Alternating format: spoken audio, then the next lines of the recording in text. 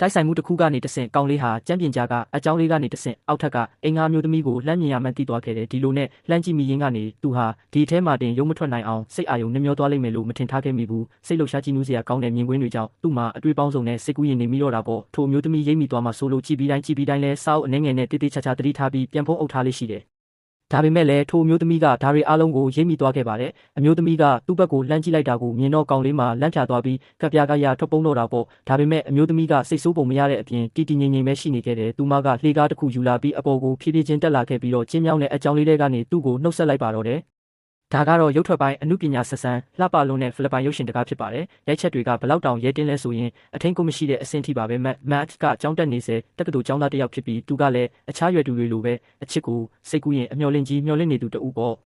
ဒါပေမဲ့လက်တွေ့ဘဝကတော့အမြဲတမ်းစိတ်တိုင်းမကြဖြစ်ရတတ်ပါတယ်သူသဘောကျမိတဲ့မိန်းကလေးတိုင်းမှာတကယ်တမ်းကျတော့ရီးစားတွေရှိနေကြတာကြီးပါပဲဘာမှမတတ်နိုင်တဲ့အဆုံးသူဟာစိတ်ပြေလက်ပြောက်ဖြစ်အောင်ဘာပေါ်ကိုပဲလာခဲ့ရတော့တယ်ဒီနေရာမှာတင်သူဟာတစ်ချက်မြင်ုံနဲ့ရင်ခုန်သွားရတဲ့မိန်းကလေးတစ်ယောက်နဲ့ဆုံတွေ့ခဲ့ပြီးထိုမိန်းကလေးကလည်းသူ့ပေါ်ကိုအထူးပဲစိတ်ဝင်စားခဲ့ပါတယ်သူတို့နှစ်ယောက်ဒီအတိုင်းဆက်ပြီးတွဲသွားကြလိမ့်မယ်လို့ထင်ထားခဲ့ပေမဲ့မမျှော်လင့်ပဲဒီနေ့မှာတော့အိမ်နီးနားချင်းအဖြစ်ပြောင်းရွှေ့လာတဲ့ဆုံတွဲတစ်တွဲကြောင့်ဒီအခြေအနေကပြပြသွားခဲ့ရတယ်ထိုမျိုးသားရဲ့အလုပ်ကတော်တော်လေးထူးခြားပုံရပါတယ်နေ့တိုင်းမနက်အစောကြီးထားပြီးအလုပ်သွားတက်ပြီးအမျိုးသမီးကိုတော့အိမ်မှာတယောက်တည်းထားခဲ့လေးရှိတယ်ညဘက်ဆိုရင်လည်းတော်တော်မိုးချုံမှအိမ်ပြန်ရောက်လာတတ်တာပါပြန်ရောက်လာရင်လည်းလုံနေကြအဝတ်စားလဲတာအိတ်တာစားတဲ့ပုံစံအတိုင်းပဲလှုပ်ဆောင်လေးရှိပြီးအမြ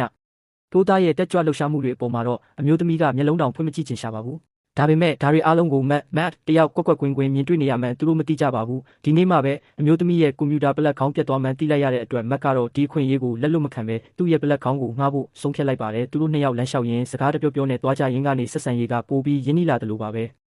ဒါကိုကျမကိုတကယ်ငှားမှတေချာလို့လားတေချာတာပေါ့အခုလောလောဆယ်ကျွန်တော်သုံးစရာမလိုသေးဘူးမင်းပဲအရင်ယူသုံးလိုက်ပါ